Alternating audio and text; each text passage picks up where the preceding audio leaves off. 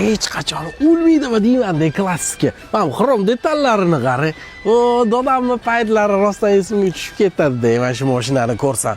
Yana bitta narsani eslatib yuboraymi? Salonga o'tingda. Birinchi marta kichkinaligingizda mashinaga o'tirganingizda, rulni o'ynab qotirib qo'yganingizni eslaysizmi?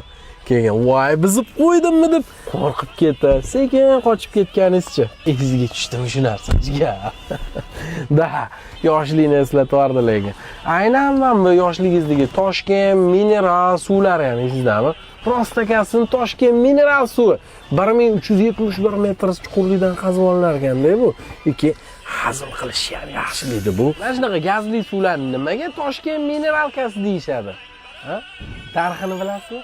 Siz olib keting, juda qiziq. Hech qanaqa foydasiz emas. Minerallarga boyitilgan Toshkent mineral suvlarini iching. Aynan shunaqa ko'rinishda 1371 metr chuqurlikdan qazib olinar ekan. Rostdan kichkina bolaligim esimga tushib ketdi, buni ichib bor-ku.